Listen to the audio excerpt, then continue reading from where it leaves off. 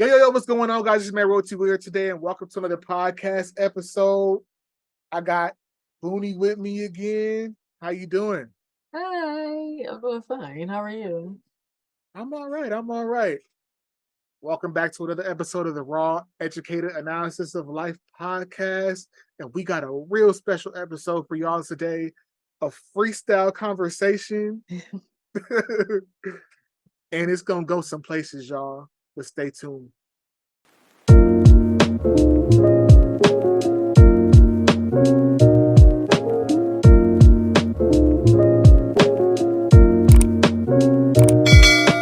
Did you hear about Jamie Foxx? Yeah, man. Like, what is going on?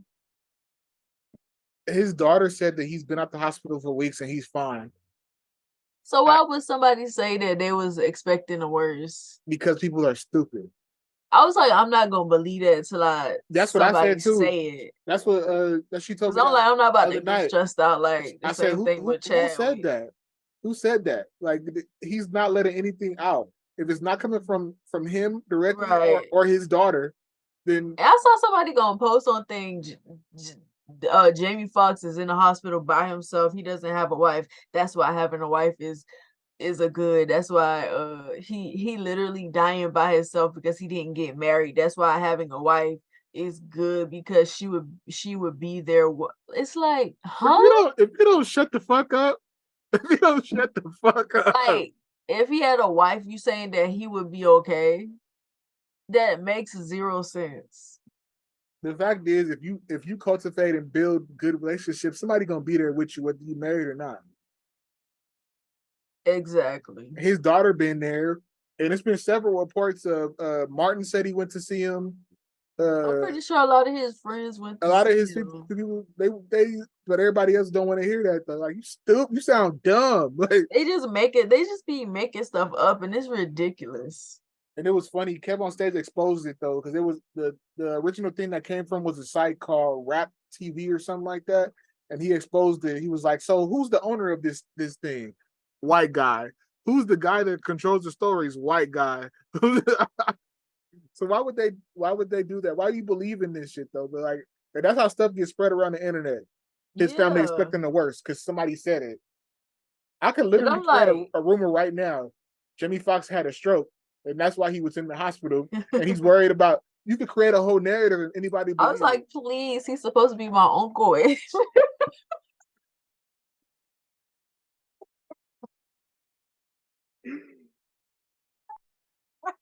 I actually like that'd be a death in the industry that would affect me. Me too.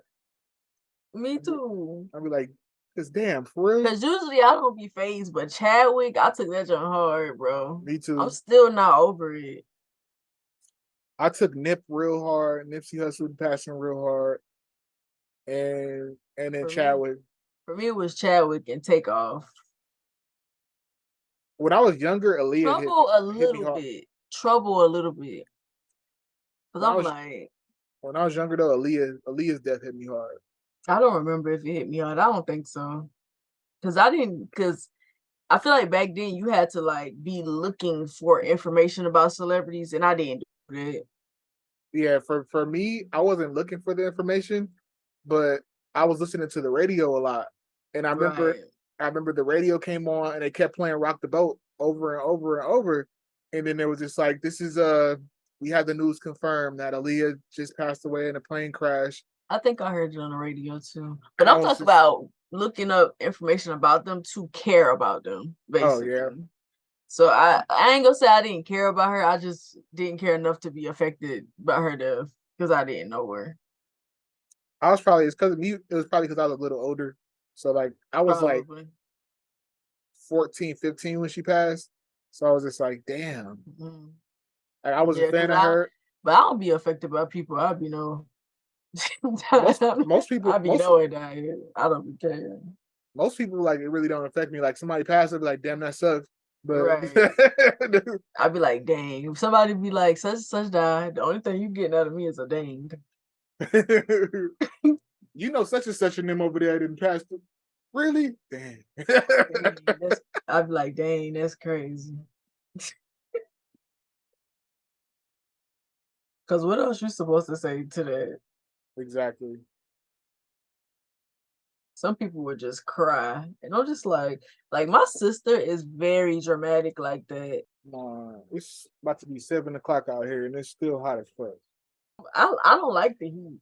Like I I like for it to be cool. My body don't like it, but I do because I hate being hot. So and then also if it's cool, I can use a blanket. I can use my heating pad. But if it's hot, I ain't want to use neither one of them things. I tell everybody when it's cold, there is no amount of clothes that you could put on. Like there's no limit to the amount of clothes you could put on when it's cold. You could just bundle up and be 5 blankets on top of you. Eventually, you gonna get warm. I be freezing in here. It be cold. When it I when be it when it's freezing. hot, you can only take off so much, and then you still gonna be hot. Still gonna be hard, but I just eat a popsicle because I'm anemic. So so if I just keep eating popsicles, I'll be fine. It'll make me a little cold. And like that's What where, COVID? yeah, that's why there's a whole bunch of gay people in Atlanta because the CDC is here and they're experimenting. I be Like, trying. where do you come up with these That, that's what ideas? I be wondering. Like, how do you get from point A to point B with that? Like, where, Where's the correlation between gay people and COVID? and the CDC It being been gay people in Atlanta before COVID. way before. There's a lot of towns that have had high gay populations for a long time because they're able to probably be more free there. Exactly. But Exactly. pretty much any town in America has its gay area. Like any, especially big city, they have their gay area. Right. So As they should, because they need some place too. Like, I don't get people. we probably will never know for sure. But I said I think it came from China for sure that it came from China and it probably started in the lab. Yeah, But I do feel like they be creating diseases. I They said it. they do. Like they tell us that they do. Yeah, I was like, this was a mistake though. This was not supposed to get out like that. They might have been working on a biological weapon. Somebody took it outside and was like, "Oops." Mhm. Did something dumb. Probably ain't wash their hands and Exactly. spread that junk. Oops. Somebody walked up the lab. Somebody just was tired that day and rubbed it on the wrong I person. just can't imagine like being in a lab creating diseases. And I bet you they think that they are like the most brilliant people in the world. Well, you some of the worst people in the world doing That that. is literally sick for you to be doing that. Cause what's the point? Giving people infections and stuff. It's crazy. I'm so sick of having this rash on my hand. It was going away. It's coming back, and I don't know why it's coming back. Did you put anything on it? Yeah, I use a lot of like lotions and stuff like that because the creams, it really ain't a cream. I just got this today, so I've been using this on it. But I use Is that unscented? yeah, it's goat milk hand cream.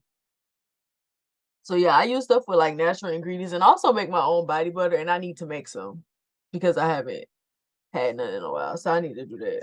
My Maybe friend, that'll work. my friend that I told you about that the voice act to do the voice acting, she makes her own body butters and stuff too. Yeah. Yeah, I started making my own products when I went natural. I started learning about all that stuff when I first went natural. But I'm gonna start a line one day. I want to do a line for psoriasis since I pretty much treated my psoriasis myself and got rid of most of it because it was all over my body. How old were you when you first started noticing it? I mean, it just kind of like sprung on me, like it just got came on me. That was a couple of years ago. That was when I first started the Oxbrighter study. And my current doctor told me that she feels like a lot of my issues came from the medicine. Like she think it comes from that because I didn't have it before that. But when I got in that study, I got I broke out real bad. When I say everywhere, it was on my face, it was all over my body. And like I went to the pediatrician and they like, do you have it on your vagina? I'm like, that's the like one of the only places I don't got it. Like, no, like this is not an STD, bro. I don't know no STD where you break out like that. Not like that, like how it was. There was one thing I haven't told the story to many people, but there was one time where I thought I had a really bad STD because I was breaking out on my area. It was and I thought it was genital warts. I was so Mhm. scared. I was terrified. I was just like, oh my god, it's only one person that could this to be from and everything. And I went to the doctor and it was like, oh no, it's not that. What you have is called molluscum. I was like, what the fuck is a molluscum? I I ain't was- never heard of that. I've never heard it. It was like it usually comes from dirty toilet seats. And I was just like, that is disgusting. And it makes a whole lot of sense. And I was like, I understand. I was like, I was at a homeless shelter. I was at a lot of different Oh, and I couldn't help dang, it at the time. I was living in homeless shelters for like 6 months at that point, and I couldn't clean it like I wanted to beforehand. dang, bro. So he gave me this little. It wasn't even no medicine. He literally just put this ointment on me and was like, in a couple days it'll be gone. One time Hmm. and it went away like that. Went away, never came back. That's crazy. As terrified as I was when I went in there, though, because I had to wait in there with the gown on, with my pants down, wait for the lady to come in, and then the guy came in and lifts up my penis and was like, so yeah, this is like molluscum. It's like he, he about to tell me I got the worst thing possible. That had me, bro. I used to be like that, like when I was with my ex. He was uncircumcised, so I used to get a lot of I wouldn't say I'll say yeast infections, but I would think that it was something worse than that a lot of the times. And it would be stuff, and I would go show my mama, like, I would be like, Ma, what this is? Because I'll pull out my vagina in a minute. Hey, if I need to check something, if I need you to check something out, I'll pull that junk out in a minute. Like, what is this? She like, that look like, I forgot what she told me it looked like. And then I had this rash too that I still get that this doctor told me was chlamydia, and I knew she was lying. I still get it, and I don't even have sex, but I think it's really it's now it's what you call it, psoriasis. Now I'm starting to get psoriasis there, but I feel like it was from the pads that I was using, because when I switched pads, I stopped getting them. About 15, mm, 16, 17 years. Oh, so she got with him when you I was a like teenager. I was like 13, 14, I think. I be forgetting that I'm 32. I be counting from 30.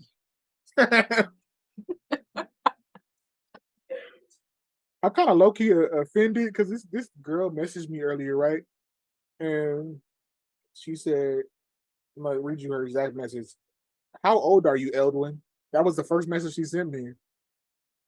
And I said, You know why? her? No. I said, Mm, why? I'm trying to put my aunt on a blind date with someone. And I was like, LOL. alright. Oh, What? sweet. Yeah, she deserves to be happy. I would have been Uh, like, aunt, She girl, said, what okay, you she's an older lady. Do you have any friends, older friends looking for a relationship? I said, not really. How old? She said 60. You do not look like no 60-year-old. You don't even look 40. Like, what? I'm like, I'm low key offended. What you mean? How old is this little girl? I don't know, but she I look mean, young. you know, I said little girl because I know she young. You already know. I'm looking at her page, like I don't I see hate how her. they be playing us like we old. Like, fam, First really? of all, Like, I look younger than you. You need to chill out. Cause y'all facts, be looking old. Y'all be coming out the womb looking 30. facts. She's 20. She a Virgo too. 24. She'll be 24 this year. She's Yeah, I guess 24. She born in 98. I knew she was a little girl. Like even her pictures, like she looked like a baby to me. You could Couple, tell when they're young. That's why when people be like, I didn't know they was. You could tell when they're young. You could look in them eyes and tell. I'll be knowing. You can't Me too. fool me with that. Me too. I'm sorry, but what are the That's why first? when they be like, hey, can we get to know each other? I'm like, how old you is? That's one of my first 21. questions. That's one of my first Oh questions no, all we the can't. time. Talking to anybody, how old are you? Right. Within the first couple seconds of the conversation, how old are you?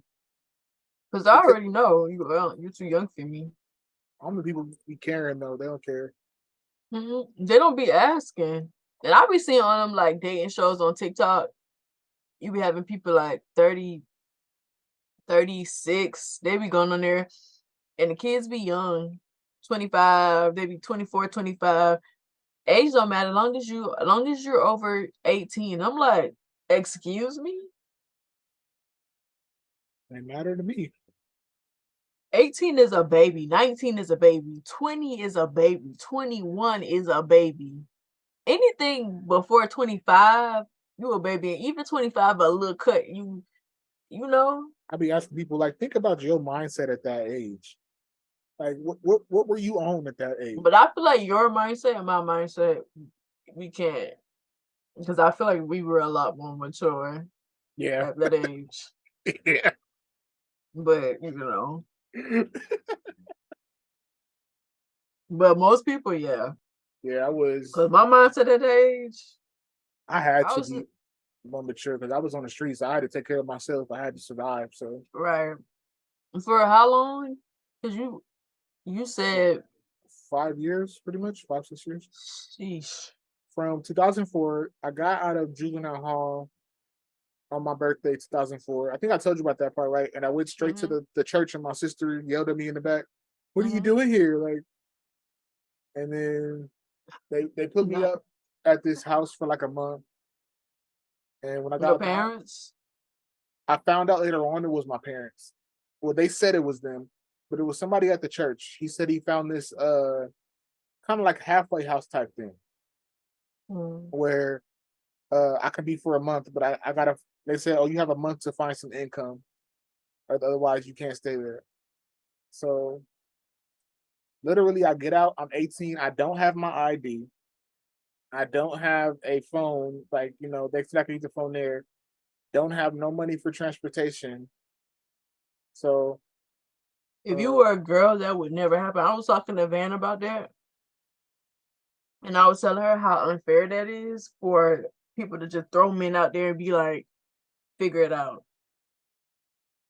Because if it was a woman, that would never happen. That wouldn't happen with a girl.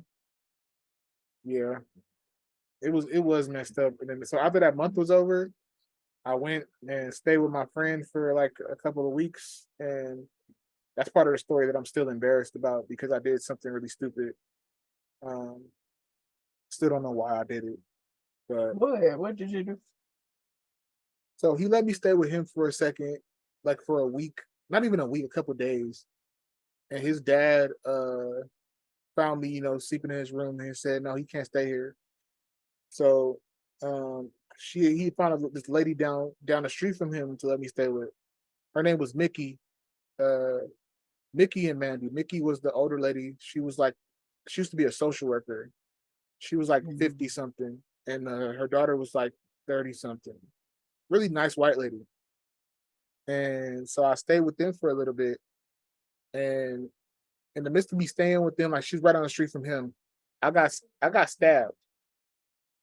I think I told you about that. I got stabbed right I think here so. in my leg, and so I was recovering at her house, and um, I just I had an out of body experience. Is how I could explain it. Like I see myself doing it, but I don't remember doing it.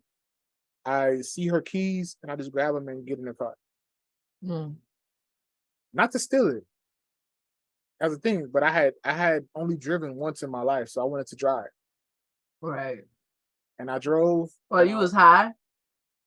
no, Oh, I'm trying to think though.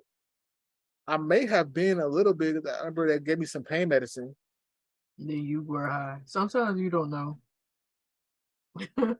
but yeah, they gave me Like, some pain medicine because I was bad off like that. When I got stabbed, I couldn't even walk, and so I remember the day before that happened, I fell, and my leg And had you not. found it, and you found the strength to walk to go to the car to drive? No. The day before. It was Oh, the day okay. before I fell. I fell the day before because my leg had not bent because it would hurt me to do anything, like to bend my leg at all. So I fell on that knee as my left knee. I fell and that was the most excruciating pain. And I yelled Mm, out and nobody was there. And then after that, I was able to walk a little bit more, a little better. And so I saw her keys and I'm just like, okay, I'm gonna just go to the car and take a drive and nothing else to lose. And plus, I think it could have been the medicine. And plus, I was having a mental breakdown because a couple days before that, my dad came to over there. He saw me have like limp to the door.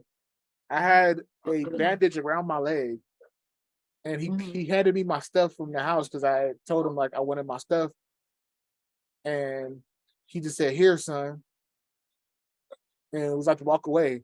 And he said, "May God bless you," and it set me off. And I said, "Fuck you and your God." And you put me out here on the streets. So I don't even understand the mindset that they had to be in, like, where they were acting like they were scared of you, when I had not done anything, like I had bucked up to my dad one time and he beat me up.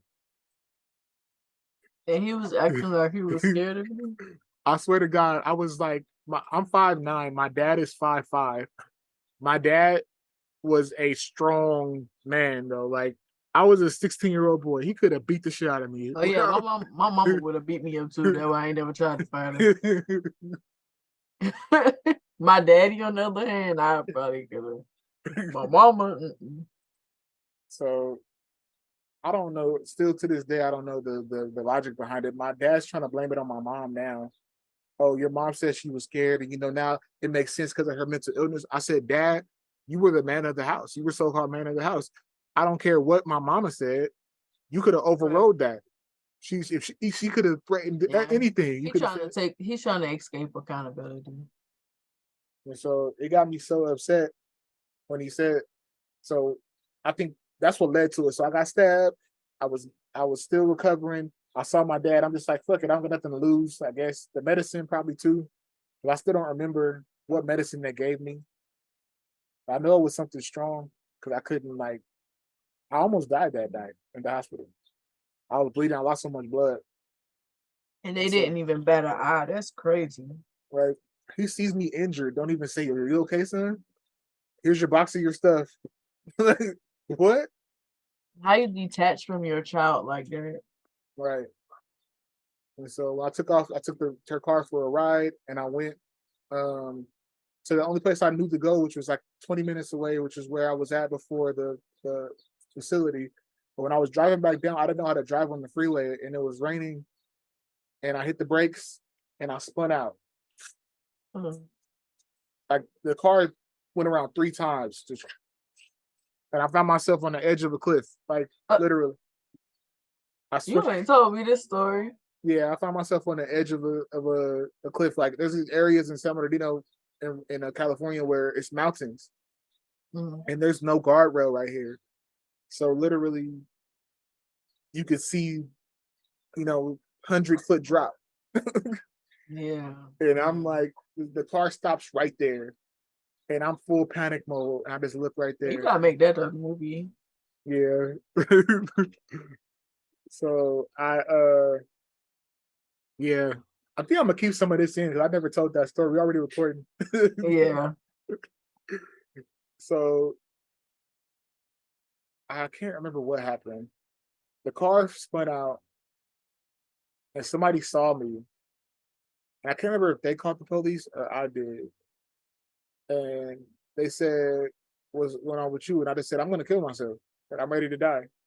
And they took me to the mental hospital. And the lady got her car back. They said towed it back to her, Mhm. but wasn't no damage done to her car. Nothing like nothing was wrong with the car. But the fact that I Was took it, she mad at you? I never saw her Or again. you don't know? I never saw her again. But my friend and his okay, so he had a Mexican guy lived on his street that Nikki was the cool white lady because she smoked weed and she let people Mhm. go come up. She let us kids come over there and smoke with her. Mhm. So they had an attachment to her. So they saw me again the next year. I totally forgot about that. I called my friend one time, like about a month after that. I told him I was in the hospital. And he told me you pretty much don't ever come back over here again. And so I ended up dating this girl who just so happened to live right around the corner from where he lived. And I think this is what the 28-year-old girl I told you about, where I was sleeping in her car and everything. Oh, you've been through some stuff, bro. And so when I'm walking to the gas station, I remember, and I didn't have my glasses, and I cannot see without my glasses, so I needed new glasses at the time. And so I'm walking to the gas station. She said she needed me to fill up the gas can for her, which is like 2 blocks away to the gas station. So I walk 2 blocks, and I see these guys following me, but I can't see who they are. So like they're like even 10 feet away, I cannot see who they are. And it was like, "What's up, homie?" When I get to the alleyway, and I'm just like, "Oh shit, this is bad." So it's him, my friend, his little brother, the Mexican guy, and I think it's one other guy there. And he said, "We told you not to come back over here, right? Put your motherfucking hands up." I'm holding the gas can at the time too, and I cannot see. There's like in my head, there is no way I could win this fight because you could. Should have just started swinging that gas can. That's what I would have did. Before they even got to say anything, I would have been swinging. So I took off because I was right by her house, and I made it in her house because I remember somebody had hit me with something. Like when I turned my back, they hit me with something in the head. I don't know what it was. It wasn't a fist. I know I felt like a stick or something. And I tripped in when I stepped in her house and spilled gas all over her floor. Mm. First of Yeah, all, a year later, and they still was mad. because this happened in '04, so I had been to jail already. I think this was '06, so almost 2 years of it. Mm. So They held their grudge. yeah, there was big mad. And I told her like when I talked to my friend, I said I'm sorry, and I said I don't even have the explanation why I did it. I can't explain it. I I'm so, understand why he was mad, but not that mad. Not to that point. like I took her car. I didn't take no money from her. Her car was fine. I still, like I said, I don't know why I did it. I don't even remember Yeah, it probably driving. was a mixture of the drug, the medicine, and you say you were having a mix because it does make your mental health worse. The pain medicine. And Well, it might, also with some pain medicine, it'll make you do things. They have it in the side effects list. yeah, because I was not Listen, I even, done did some crazy things. I done took too much medicine too. and I didn't So even a couple think of times. about giving her like taking anything from her before that. I wasn't thankful that she was letting me stay there. So I Right. was like, I wasn't planning on staying there for long either. My plan was to actually leave in a couple of days before that, before I got stabbed. Because I'm like, thank you for letting me stay here, but I don't know what I'm gonna do. So I'm like, I don't want to just be a burden here. I don't know where else I'm gonna go. And that situation happened, and I still feel bad. I never got a chance to apologize to her for it.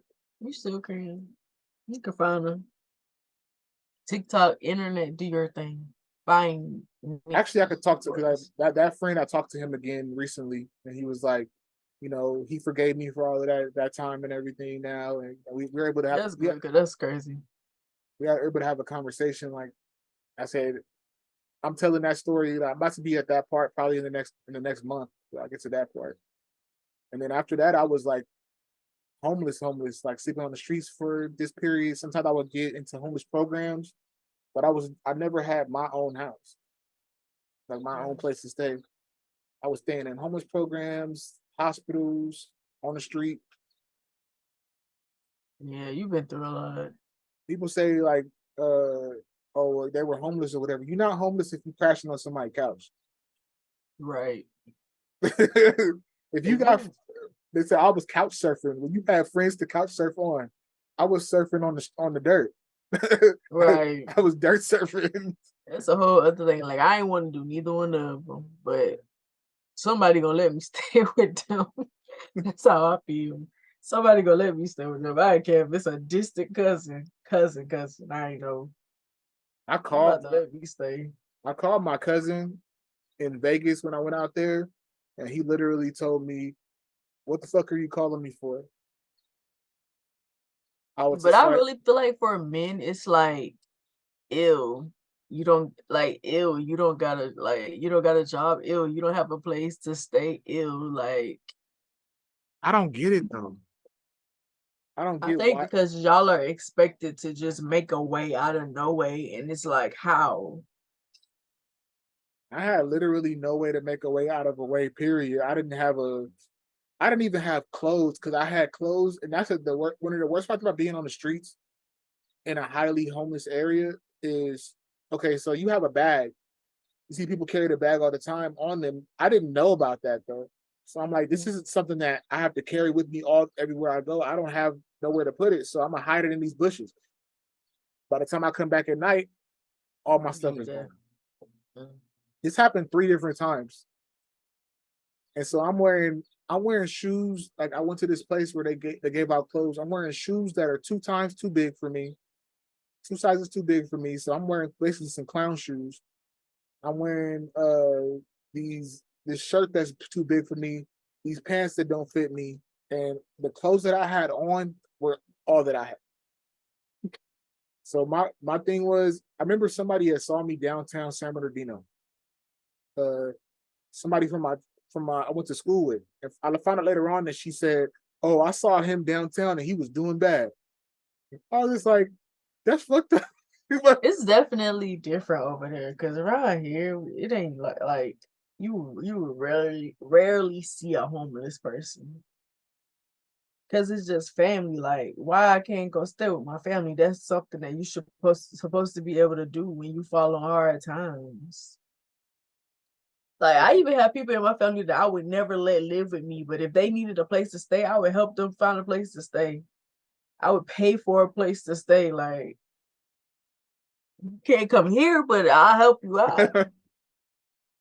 that was the hard part. And then when I finally was able to stay back with my parents for a little bit, I thought things were back good back in like 2008. I got with my ex wife, and her and I were having like what they call a whirlwind romance, where No. a whirlwind romance where like I fell in love with her real fast. I was Oh, gotcha. like real fast. So her and I were sleeping together a whole lot. We were having sex everywhere. She was a voyeur. She liked to do it outside. And so, Mm. but she also like she came over to my parents' house. So my parents let me stay for a little bit, and they made me sign a contract too. That was a crazy thing. Made me sign a contract to stay with them. Was part of the contract was I had to go to church because something was wrong with me, the devil. So um, Huh? Because of your mental illness? So this all of this is for because of that. to be honest, I don't know. Because I when they kicked me out, the worst thing I did was I think I told you I finally did steal Mm. after my mom found all of her stuff that she accused me of stealing, which I was on probation for, and didn't apologize. I was like, since you're gonna accuse me of it, and I'm still on probation for this, and you found all this stuff. This whole time I'm feeling so bad that I stole your like I'm thinking my friend stole your stuff. Like I found it all Did she behind she tell you right away or like she waited? I don't even know. She just said, "Hey son, by the way, all of my jewelry that I thought was missing, Not by the way. it was behind my bed." Okay, and close the door. I was just, Yeah. I was just like, I've been on probation for 5 months. I That was, is actually wild that you could that happens. Like niggas be over here stealing from their mama. I'll talk about like I had not stuff taken a that you one miss. one red cent from them at all. So like I said, all these years go by. 4 years later, I'm finally able to come back. That I had missed out on so much. I felt so bad because I came back several times. I would just pop up sometimes just to say hi, and they would talk to me at the door like it was obvious that I was not welcome. Mhm. And I sometimes I just wanted to see my little sister, and then I saw that my cousin from Virginia was out there. In the distance, that she just looked at me like something was wrong with me. Like I wanted to just, hey cousin, give my cousin a hug. Because it's weird to me, like, that they were acting like that when you didn't really do nothing. I didn't, and for the longest time in my life, I used to beat myself up over it. I'm like, this is all my fault. I'm being treated like this because this is what I deserve. Like I I deserve this for some reason. And I kept thinking about it. What did I do to deserve it? They was acting like you was a crackhead and you was coming to people's house and just stealing stuff and selling it to get crack. It wasn't. I didn't even do anything to them. So the situation. I'm sorry if I'm talking too much. No, you good. So the Eh, situation happened with You know I my don't talk during the week. Me and you have been just texting. I've been right, texting mostly. right. So my friend, my girlfriend at the time, my ex wife, she had snuck over and she had made me some lunch. Uh, and we were in the room, about to do the do, and my mama walked in the house. We weren't in the living room or nothing. We were in the room that they let me sleep in, which just happened to be my grandma's room, my grandma's old room. But now it was the guest room. And when she walked in, and I was just no denying that she was there because her car was parked outside, and she knew her car already. And she came out and was like, Terry. And I was like, well, my mom yelled at me. My mom had a way of cussing you out without cussing you out. She didn't Yeah. cuss at you, but you felt you would have wished she would have cussed you out. Because she Yeah, that's how I am when I get mad. when I say scathing, like it was just like, and my ex did something where my family faulted her for it, but now I don't know what I expected her to do. My mom was yelling at me and everything, and she just standing right there. And Right. part of me wishes that she would have just walked away. She could have went outside when my mom yelled at me, but she just stood right there. And mind you, my ex was an inch taller than me. My mom is 5'4", was 5'4", so she see this big girl. I think maybe she felt like she was trying to intimidate her. Just by standing there? She just stood there. She didn't say anything. She just stood there like it was like a deer What stuck in the heck? a deer stuck in the headlights. Like her reaction. Now I understand it more. It was like she didn't know how to react. We were caught. The fact was we were Right. in our 20s. I was 23, 22, 22 at the time. And she was 23. So we were grown people getting caught doing it. So it's like, I would have been like, girl, you should have came here. what should we what are we supposed to do? So my mom and I starts yelling at me. I get mad. I'm like, what the heck, mom? So she's just like, okay, I'm telling your father. My dad is totally the only time my dad will get aggressive is if it's for my mom or my sister. When it comes to them, he big. Oh yeah, your mama, like I'm a, so you got to get out of here. So mind you, I was looking for work. I was doing everything they asked for though at the time. I was going to church. I was doing everything they asked for. They kicked me out and they got me a room for 1 week. And they said, "Oh yeah, well I don't know what you're gonna do, but you better figure out where you're gonna go after this week." Bro, what do they think that like and they know how hard it is to get I know they do. What they thought you was gonna find in a week that you didn't already try to find while you were staying with them for a period of time. What was different from you being out? I still don't Like understand. that made no sense. And then It so was a they overreacted a lot. the second week came, and I literally cried to them. I'm like, I cannot find anything. Please, I don't know what to do. We'll get you one more week, but you can't stay at this hotel. Mind you, it's not a nice hotel. It's the America's Best Value Inn. I don't know if you have those out there. No, It's but the equivalent of I the Motel the 6. Motel 6, yeah. Yeah. So it's just like, so no, we're gonna take you somewhere else. So they took me to this place called the Budget Inn. I have Ooh, never seen a we nice got budget. something like that. I've never seen a nice budget inn in my life. But this one was one of the worst ones I ever seen. They were in the middle of construction. So the rooms were not Mhm. finished. And so it was the middle of winter time too. So it And they was was letting people stay there. the rooms were not finished, not fully like the floor was still the cement part. They didn't even have the time to put the tile down or the carpet down in the room. It was cement. It was the only thing that was, it was a closed door.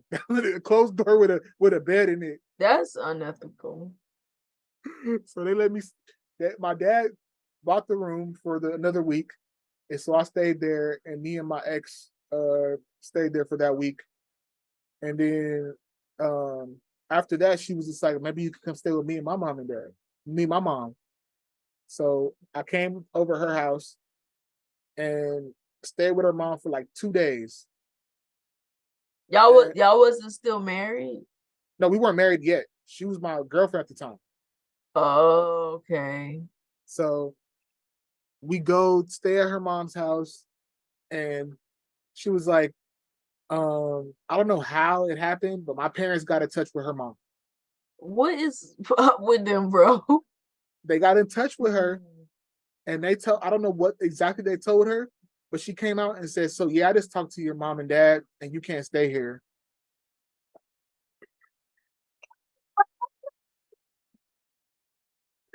How are you going to mess up it's not even your house? What's the purpose behind calling the place where I'm staying now? Shouldn't To they have been cool? Like, okay, he got a place to stay. I don't know what they told her, exactly what they told her, but she came out and she was adamant, no, you can't stay here. I wasn't even staying in her house. Actually, I was staying. She had a back shed area that was kind of like a room. It wasn't really a room, but it was like a shed area, and she said I could sleep back there. And when she talked to my parents, no, you can't sleep there no more. That's crazy, bro. So that's what I'm saying. Like Yeah, like they was punishing you. they were, they were. I So what was the point of paying for the room for 2 weeks? I found something. Like her mom was like was willing to let me stay there, and I think honestly, she messed up. My parents messed up the relationship that I had with my ex's mom because she felt a type of way about me after that. I was always, was his parents think he a fuck up, so That's the worst. Like that's the worst for some people, because the girls you could tell them they don't care. But that's the worst thing. Like if your parents don't even think you're a good person, people are not going to think you're a good person. You cannot win against that because what can you do? you can't do anything. So Like, they even messed with me like in '05. I had got some money from the county. So I had like $200 and I had priced out a ticket to go to Virginia to stay with my grandma. I was homeless. I called my grandma and I'm like, Grandma, can I come out there? You know, I'm gonna, I need a place to stay. My aunts are out there and everything. And my grandma was all for it. And so when I finally did get the money, I called her again and I'm like, hey grandma, I'm just calling to let you know I'm about to buy my ticket. And she says, no, I just talked to your parents and you can't come out here, son. You can't keep running from pillar to post. but what else are you gonna do?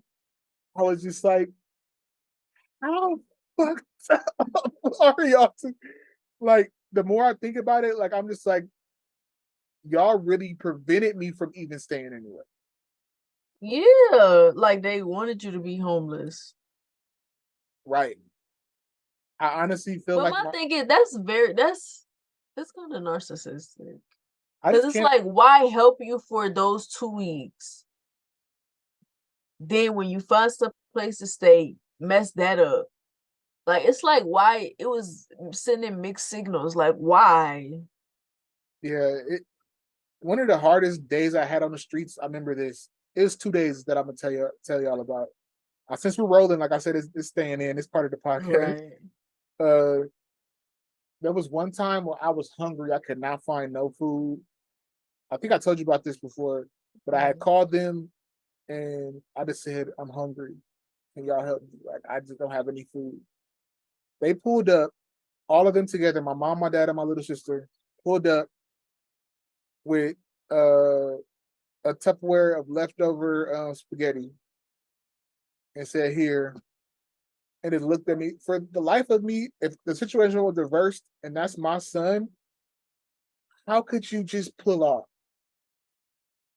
after something like that? I'm hungry. Like, I I'm haven't hungry. I haven't eaten all day. Here's some spaghetti. How can And, you sleep? Because I would be worried. and I'm in the worst area of San Bernardino possible. This is the whole stroll slash the crack area where it's the equivalent of Figueroa in LA. If anybody's watching this and you've been to Figueroa in LA, imagine a 18-year-old kid on the streets, like asking his parents for food. They bring me some food and they just pull off. I honestly was like, I was brought to tears. Like, just pull off. Okay, take care of yourself. Wow. See, even just saying stuff like that, you better than me. They would let me stay in the house. You tripping. You would call the police or whatever. I'm staying in the house. And then the second time was, I think it was a couple of days after that. I just felt like I had nothing and nobody. I was depressed. I was in this abandoned house, which was a broke down, like really horrible place. And I found a can that somebody had taught me how to tear up in a aluminum can, so I cut myself. So I cut myself with the can, trying to, you Who know, taught you that? this guy that I was in the program with. His name was Larry. He was like, if you're a cutter, you could use anything to cut. And I said, anything like what? He said, like this soda can. And so, Larry, this is not the Boy Scouts. Did nobody ask you that? right. I didn't even like, it wasn't like me, like, I was asking, like, inquiring. I was inquiring, like, to do it. I'm like, he said I could cut with anything. I was just like what? A can. So he literally opened the can and showed me. So I was like on the streets. I as hard as I could. I was trying to kill myself, and I'm like, if this don't kill me, then I'm gonna walk in the middle of the street, and somebody gonna hit me, and I'm gonna die. Like that was it. So I walked in the middle of the street, and this guy like almost hits me, and gets out the car. What the fuck is wrong with you, you stupid motherfucker? Like going off on me. And I realized for at a second he has a badge on. He's a cop. It wasn't a cop car though. He was undercover. And Mm. he looked down at my arm like while mid cuss. He was like, "Mother, oh shit!" And like I guess he knew he had to do something, so he was just like, "Sit down," and not patch up my arms. He put me in handcuffs.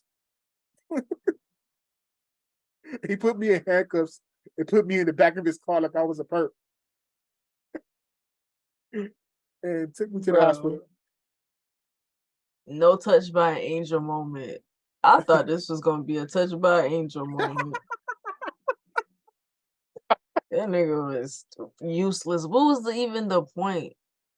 I think he knew that he had the obligation. He would have got fired if it would have got back to his superiors that he just left me there. So his thing was to take me to the hospital in handcuffs, like I was gonna hurt him. Why do people think that people that will hurt themselves will hurt other people? For the life of me, I don't understand that. Or I like really want to people who are know. suicidal would hurt you. Do you even understand what it means to be suicidal? I tell people all the time, like they always ask me, like, are you suicidal or homicidal? I said I've never been homicidal. I don't want to hurt anybody They else. are not equivalent. They are not the same things. I don't want to hurt anybody else. I internalize all of it. I hurt myself instead of hurting somebody else. I get angry, I want to hurt myself. I don't want to hurt somebody else. People are like, oh well, if you do that, that means you'll do anything. Okay. It really is sick. So they treated me like a perk, took me to the hospital, and the hospital didn't care either. So I was out within a couple of days, back on the street. This country is horrible. Like Like, people look at me and think, oh, I haven't been through some stuff. When I say I've been through a oh whole no, lot, you've that's been through some stuff and you ain't even really got a period where you like literally like really just like dealt with it and healed from it. You just been one thing after another, a series of things. I try to, like, there's points where I try to, but it's just like, and I think about it, even the past 10 years, that's not a long time, you know? That's not a long time. Yes, it is. That's a Well, long time. but 10 years, but I still been going through stuff in the midst of this.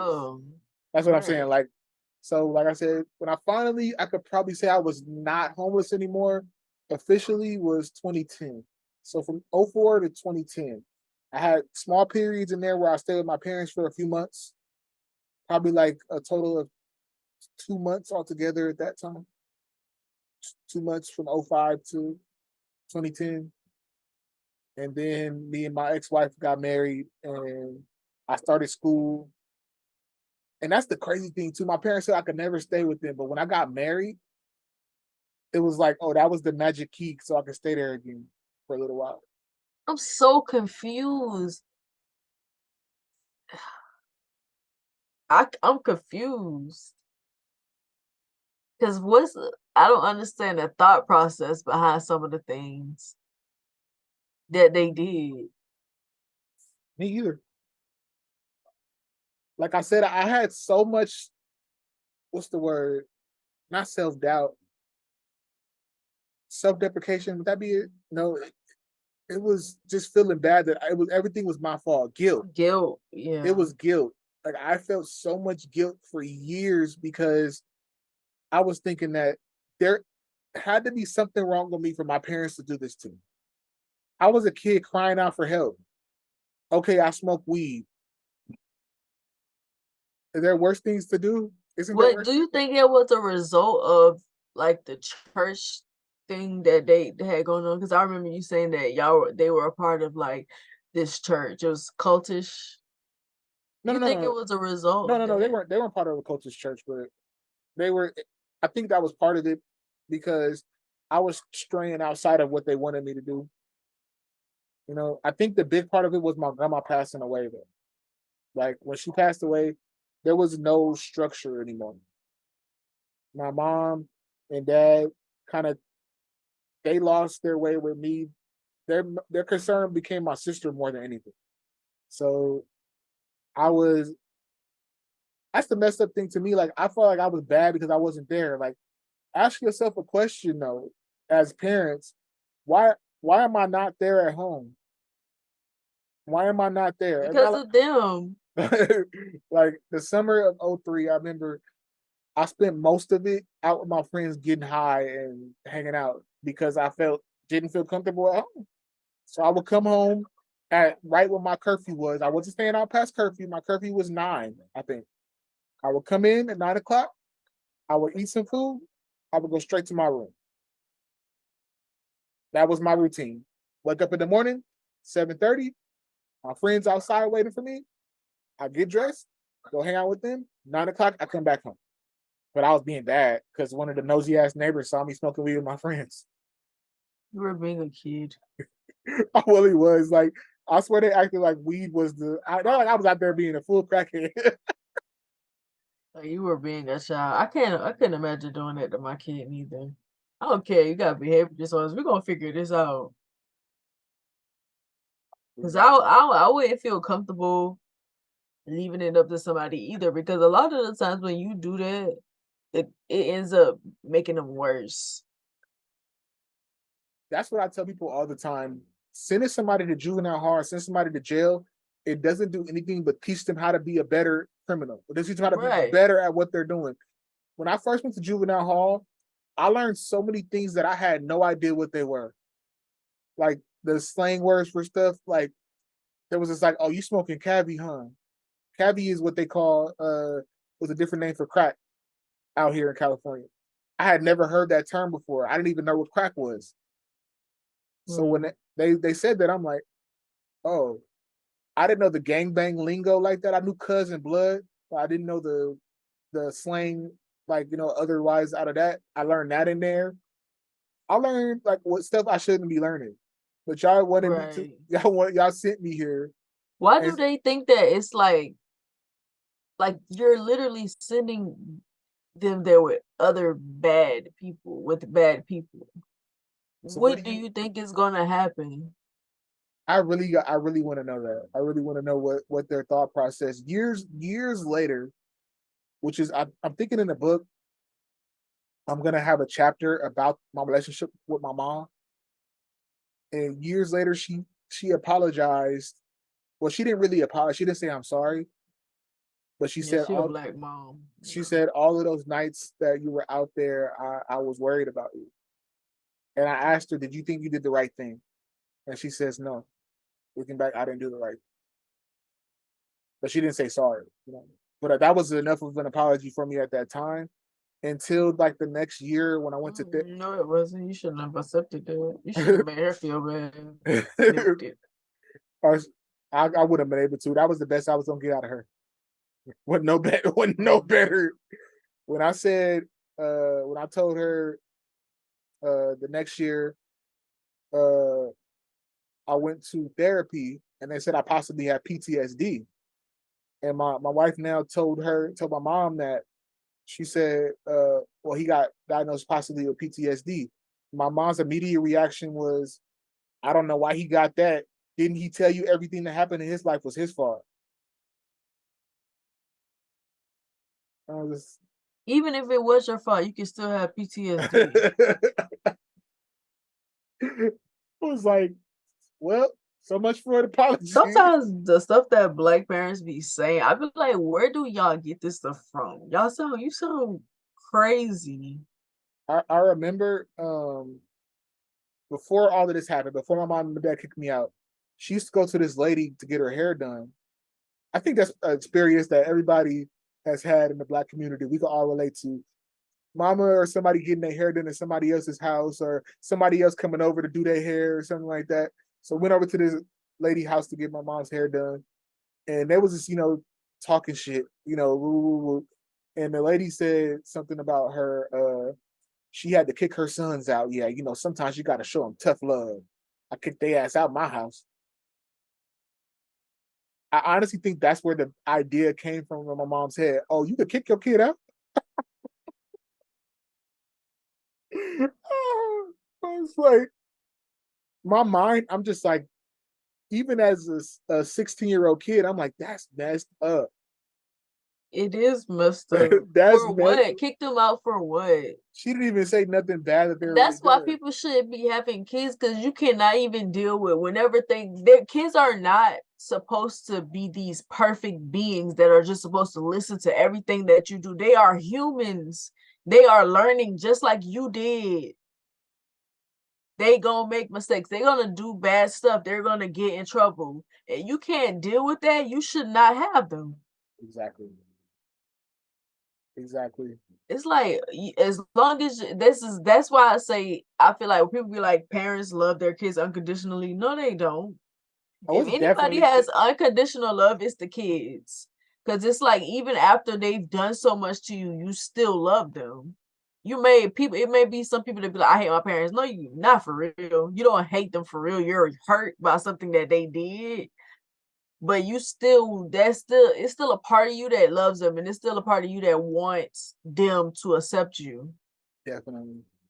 And that's what I wanted my whole life, for a point for them to look at me and be proud, like say they love me again. I was seeking that so much to the Right. to the point where I was just doing any and everything to get acceptance from my parents. So when they finally started looking at me again, and and it was, I felt, how do I put it? I felt like I had did something right, that they're allowing me back in now. Like, And despite what was that? The getting married? that was one thing. I got married. Uh, that was To the same girl, to the same person that they kicked you out of the house with. I promise you though, it was like a year later, and the messed up part is her and I, my ex and I, had split up, right? And for like a couple of months, and she had put a restraining order on me and everything because she was going through her own mental thing. She had a schizophrenia. And so in the midst of her paranoia, she thought that I was gonna hurt her or something, which I wasn't. And so I messaged her and just said, I wish you well. I'm in a clear space. And she said, can I see you? But in the midst of our relationship, she had ran over my foot with the car. And I told my mom and dad that like there was too much that went on. And then so when I got married to her, it was like a period. My parents and I didn't talk for a little bit. And then I said, Mom and Dad, I got something to tell you because her and I just went to the courthouse and got married. We didn't tell anybody. So I just showed up one day and, hey, I'm married. And it was just like, oh. And then it was like the doors opened again. Like I was okay to start coming back over. And like I was like my thing was I would go to their house and we would go wash clothes over there every Sunday. I would go start going to church with them. I would go wash my clothes over there. It started like that. But before that I wasn't even able to be over there. What really changed? Like, right. Are they able to see you doing so much better now, son? What's better now? How? What's better now? So I don't know what it was with them that made them be the way that they were towards me. And some people say, oh, like I said, it was unconditional love from me. But I don't feel like the love was unconditional on the other side. Yeah, I don't think it is for none of the parents. You unless you're doing what they want you to do, it's like you're this stranger. Like, who are you? I didn't raise you to be that way. Yes, you did. Who Where else where influenced where, me? where else I learning from? Exactly. You definitely raised me to be this way. What are you talking about? That's crazy. My mom and I finally did have our reconcile.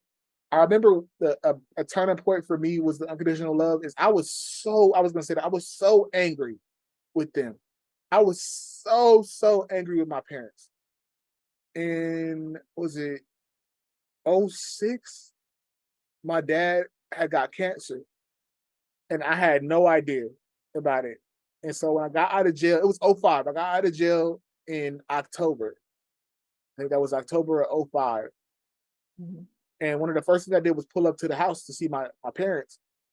And my dad, um, I saw my dad was recovering. I didn't know what was wrong with him. And he had told me that he had cancer, he had the surgery. My dad, like I said, 5'5", strong man, though. I had never seen him like this, though. He had a walker, he had the piss bag, Mm. everything. Like he was skinny. It was bad. At that point in time, it clicked to me, I love my parents. And I want to at least be around to know something's happening. So I will make sure I You don't. always did. You just So was hurt. yeah, so I'm not gonna miss out on anything like this again. So I need to keep contact with them. So in '08, when my mom had a knee surgery, I just said, let me know when you're having your surgery. I'm gonna be there. So when she got out the hospital, I came there with my dad. I helped her in the car. My mom had a little bell, one of those little bells, and I stayed at the house. And anytime that little bell rang, what you need, mom? I was the first one up. Despite all of the stuff that I was sleeping on the streets, I had nothing, nobody. But I had nothing and nobody. Despite all of that, the unconditional love in me, I'm not gonna miss anything again because I don't want to lose my parents. You're a good person.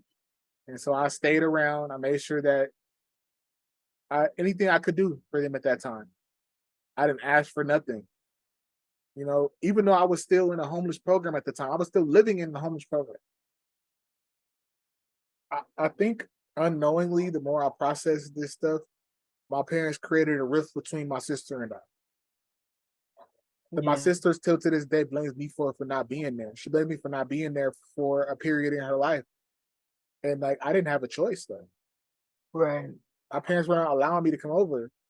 And she knew that. And then like the crazy thing was, I'm one of the first people my sister called when she was pregnant because my mom had went off on her. And my mom was really big on the walk of shame tour. You know, you did something bad, you got to go to the whole family to you. She had to. For what? Young older family, nothing. To this day, I still don't understand why I I had. think that's a black thing. I think that happens for a lot of us. Well, not me, because I really do want. girl, you better you crazy. I really do wonder though,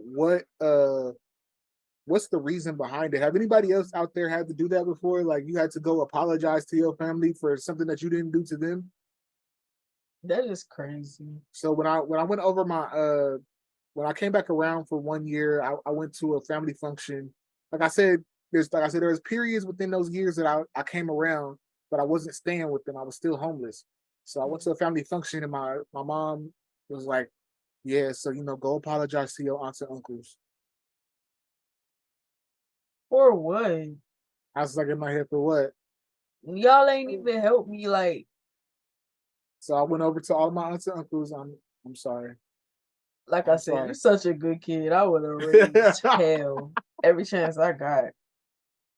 The thing was, even when I did, like my uncle, rest in peace, the one that passed away, him and I had an issue one day, and it came to a head that day because I had planned a family reunion for my family. First one we had since my grandma had passed away. 8 years after she passed away, 2011, I planned a family reunion. I planned a family reunion. And my family hear me. I planned that. Y'all, just because the old people found out about it and decided to take over after I started it, I got the ball rolling. I told them the day I brought a lot of the food. I brought the setup with the tents and everything. Like, Mm. come on now. Uh Ain't even get the credit. y'all act funny to me though. Should have started packing their food. But Bet you they that would but have that changed but their that tune. but that day, I remember my uncle and I got into it and he was just irritating me. Mind you, I got out the hospital early on purpose because I didn't want to miss it. I was in the midst of a mental breakdown at the time. I was in the mental hospital, and I know the magic words that you need to say to get out the You mental were hospital. planning a family reunion while you were in the mental hospital? No, I started planning it a couple weeks before I went to the hospital, like a month, Okay, two months okay. before. But it was like an August, and I was feeling like really bad, and so I went to the hospital. Mm. Like I was like, I need help, I need medicine, I need something. I'm not okay, and I know the magic words to get you out of mental hospital. I've been there so many times. And I talked to my mom and she says, "You're not gonna miss the family reunion, are you?" And I was just like, "No, no." And so, mind you, I'm in the hospital though. My mom didn't come see me. She Even at knew. this, she knew I was in the hospital. I've had, And she I've, asking you about a family reunion? there has never been a time that I've been hospitalized for mental illness since I've been an adult that my parents or anybody in my family has come to see me. That's because they don't think that it's a real thing. They don't respect it. It's like you got something wrong with you mentally, you're defective. That's definitely, I think, how they feel about it. So when like I said, I got out early. I said the magic words or whatever, which is no, I don't have any thoughts of hurting myself.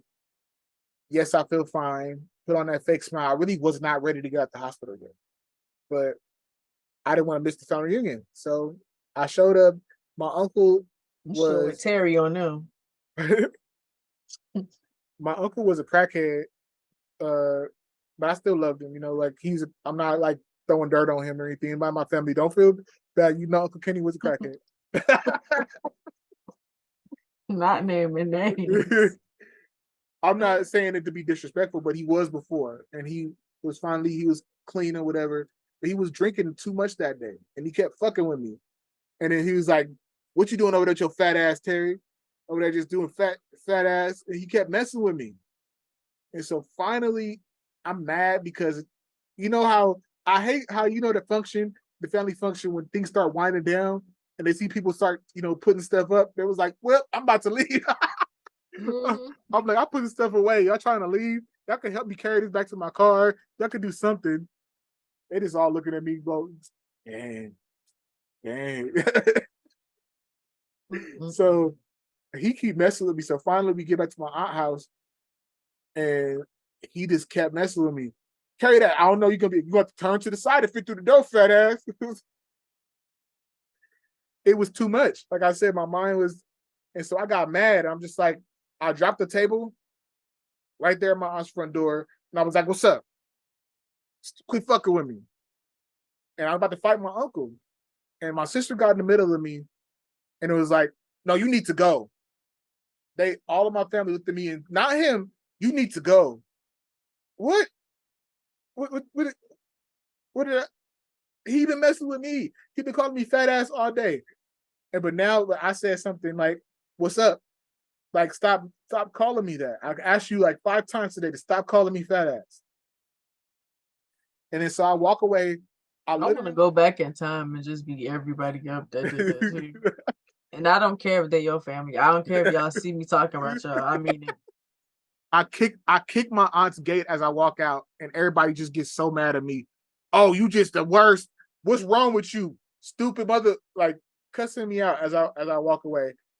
Mind you, I still got all of my mom's stuff in my car, so I stopped by her house and drop all of the stuff off. And when I get to my mom's house, my dad calls me and cusses me out. At this time, my grandfather was passing away. I really wanted to come out there, but I couldn't. They didn't allow me to come out there actually. So my dad cusses me out on the phone, and my dad, he's the mild mannered guy. Like I said, he's strong, but he don't have to show it like that. He cussed me out on the phone. "What the fuck is wrong with you over there causing problems for your mom out there?" I'm just like, you don't For even your know. mom. How your mom got in there? She was there when it happened and told me to leave too. My Why did aunt, they be making everything about them? you gotta leave. I'm just like, what did I do? I just said, "What's up?" Like, stop. Just Better call it than better than somebody who would just walk up and punch him, because that's what I would have did. right. Like I was trying to give him a chance. If he would have got Buck, I would have fought. I would have fought him right there. I'm mad. If he would have As said, you should. but I'm like, you're not gonna keep calling me this. Period. I'm not helping with nothing else. What's up? I don't care if you my uncle. So when I'm they, gonna fight you because you're my uncle. you know better. You know better. So my dad cussed me out, and I hung up on him because he just was cussing me out. He would not stop or listen to any words that I said. But I had did something wrong. I was like, "Dad, you weren't even there." But your mama How called me. how do you detach yourself from your kids like that? Just like Like be he did, something I don't like.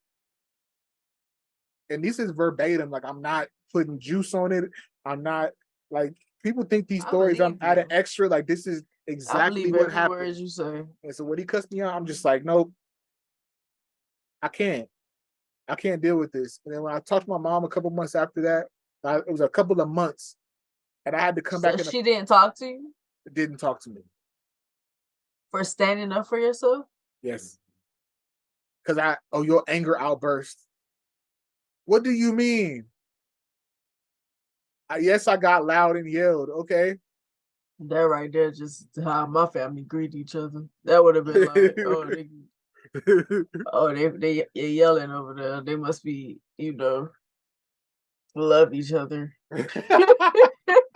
That's a greeting right there. So my my family was just so upset with me. So I had to come apologize to my aunt because I kicked her gate. Mind you, a metal gate at that. I didn't break it. A chain link fence. I kicked the pole that has cement in it. You know, the cement part that goes in the ground. Mhm. you have to be really strong to even do a dent in that. And I did a passing kick to it. I'm just like, fuck, as I'm walking away because they telling me, get out of here. And I had to apologize to her. I had to apologize to my mom when I saw her again. And my mom was just like, yeah, don't ever do that again.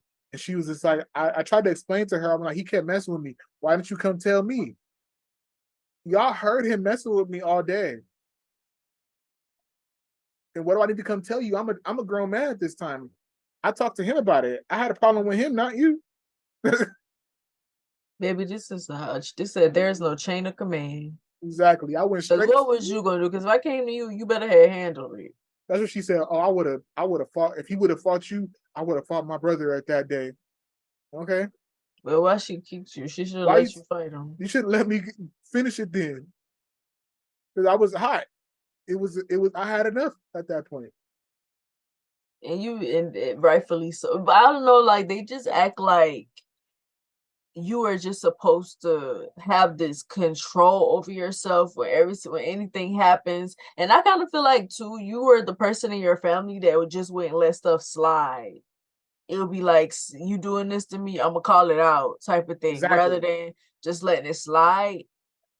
And in black families, the person who is always doing that is usually the black sheep.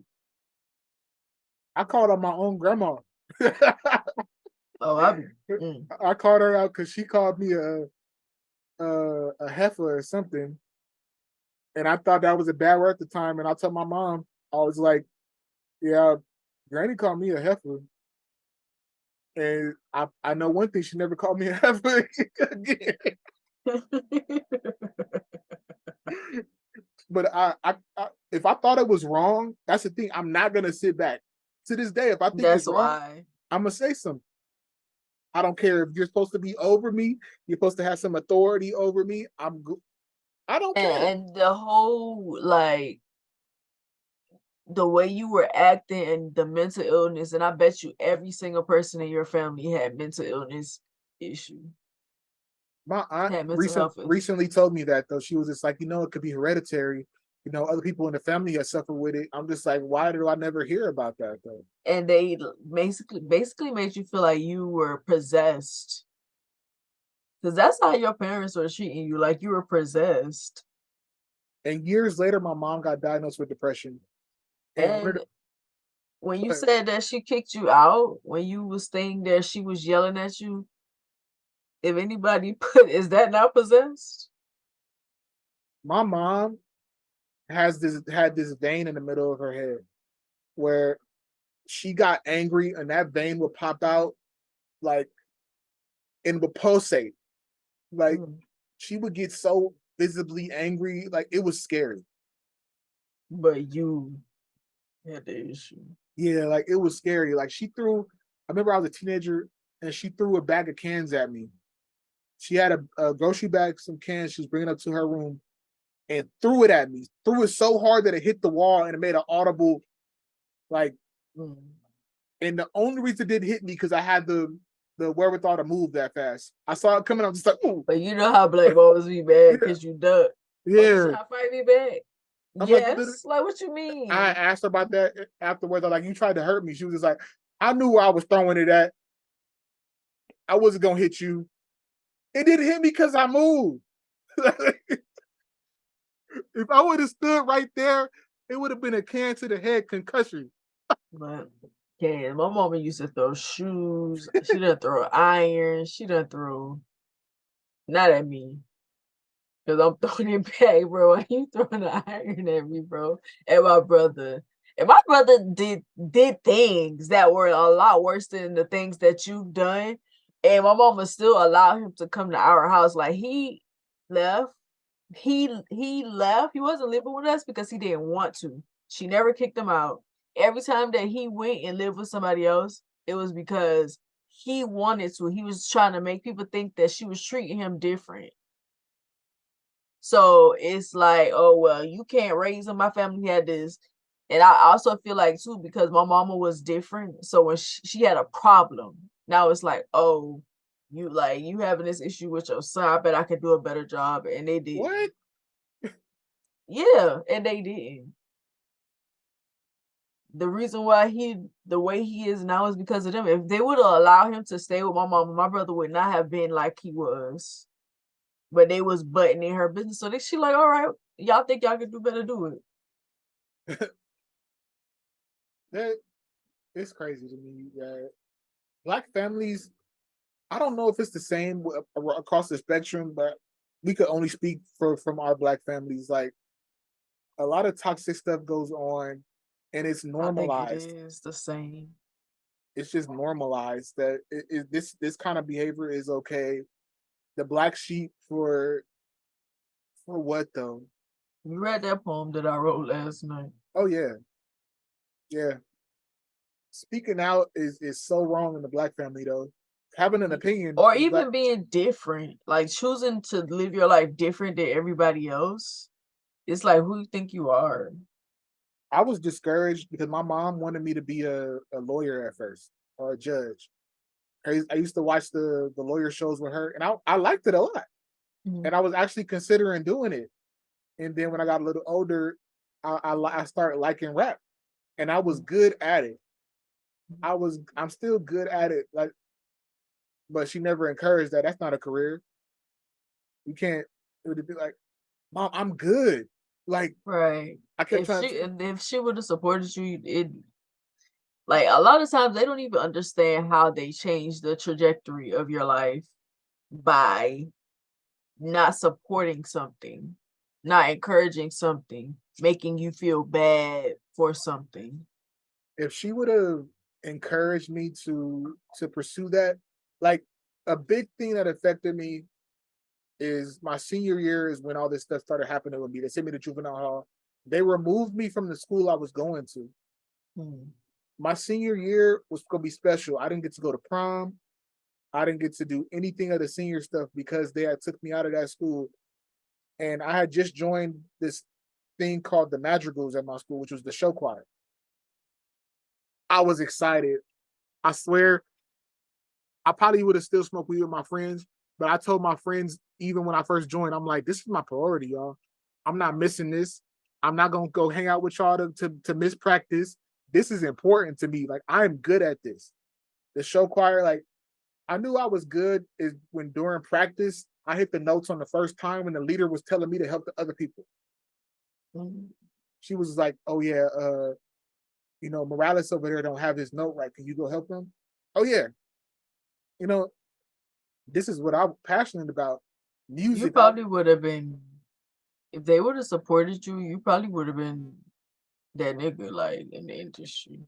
Right. If y'all could have gave me the support right then, which y'all took me away from that school because I have bad influences, I honestly would have grown out of that at that point. I was depressed because my grandma had passed away. Y'all abandoned me. I didn't have no support at home, but I'm finally getting something that I wanted to do for years. This is awesome. Like we get to travel to Florida and sing. Like this is I'm You still got the opportunity to do it. man. I want to so bad. You still, it ain't too late. Be in a show choir, do musicals, Matter of and fact, I got this idea. We'll talk about it later. yeah, we can't let it out here. We can't let it out on here. But when I tell people my story, like I say, I've been through a lot. It's real. That's why I'm writing the book because I know it's gonna help somebody. You did been through, you have gone through so much and you still here. Even in the moments where you didn't want to be here, you still here. So you got to ask yourself a question: why? Because whatever it is that you're supposed to do, you haven't done it yet. Right. You still have a purpose. So that's why you still here. So that's why I said you still got time to live out that dream and show them that they were wrong about you, and not necessarily show them because who cares? Don't nobody care what they think. No, don't nobody care how they feel about nothing that you did or whatever. At It's this about point, you. I don't care at all what y'all feel. That's why I'm doing this. Whether you feel like this podcast is meaningless or it's nothing, whether you feel like you like it or not, I don't care either way. I'm passionate about it. I'm pursuing my passions with my music, with this, me writing a book, like, and so But when you start being successful in a way that they perceive you as successful, which means having a lot of money, being well known, they're gonna start caring. Oh yeah. It's gonna be, "Well, I knew you. I always knew." That's a lie. I'm gonna call them out too. Ooh, I can't I wait. honestly I sick can't of wait. being that good person though that just accepted things like that. You know, like I said, I Because you was definitely were a good kid. even with my mom when I found out that she had a mental illness, it hurt me, and I immediately went into protective mode for her because I'm like, this is horrible to sit here and be alone with these thoughts. Mhm. So my mom would call me and process on the phone with me, and then part of me was just like, I needed you though. I needed you when I was younger. I needed you, but I didn't care. You know, I'm not gonna go tit for tat with this. Uh, you you need me right now. So she called me and she had told me something one time. She said, "Son, you're my conscience. You are able to help me process these thoughts. You help me realize what's irrational and what are my rational thoughts. Am I tripping? Like I'm I'm thankful that I could be here for you. You know." You should have been like, "Yeah, I ain't had no choice because of what you did to me when I was." I would have never let them forget that joke, bro. I would have never let them forget it. I had in my therapy recently. I had brought up that I wanted to have a conversation with my dad about the things that went on, and my therapist asked me, do I think that he would be receptive to it? Do I think it would really be a productive conversation? And I said, to be honest, no, it wouldn't be. So she said it would serve no purpose for them. They would he's not going to change. He's going to be who he is. So in order, you have to write a letter and it'll be for you. He said, do it for you, but they're not. He's not going to be receptive to it. So why? Yeah, So it's a waste of time, really. so They've shown you all of these years what it is, and you gonna get your chance to show them back. And I know you still gonna do the right thing. I know you still gonna do the right thing, even though you say, "I know you," I know you still gonna do it it's hard for me to fight against it. because you're a good person naturally, like without wanting anything back. You just a good person. Yeah, I don't do that quid pro quo Me thing. neither. I be talking junk, but me neither. Yeah, it's hard for me. Like I'm just gonna do it because I love you. Like Right. I'm just like, if the situation was ever reversed and anybody in my family was homeless, pull up on me. If I find out that you're homeless, I'm gonna pull up on you. Hey, you good? You can stay with me. Right. Let's find you something. Like all the years I was out there though, I'm begging y'all. You know, to this day, it's hard for me to even call them and ask them for anything. Anybody in my family. Because they showed you that you can't really. Yeah, That's y'all out here sad. living lives. One of the hardest things for me to see is, okay, 2004 is when I got kicked out. 2005, I have this video now.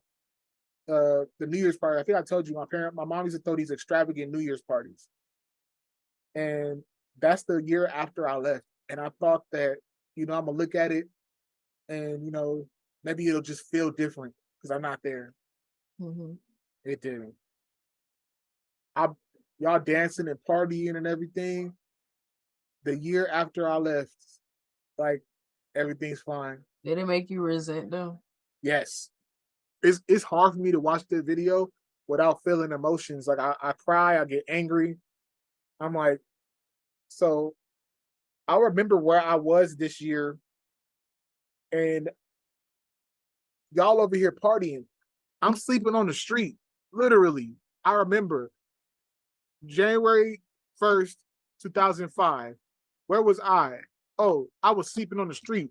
Y'all up in here partying, drinking champagne. And My they had the means to help you and they chose not to. The party was extravagant. They had redone the garage at this point. I see because the garage was redone. They had bought a. My mom had bought a what's that called, a jacuzzi for the backyard. Mhm. My room had been converted into an office. So I'm like, damn. Did you believe her when she told you that she would worry about you when you were out there? Partially I did, but to me it was just like I never saw that though.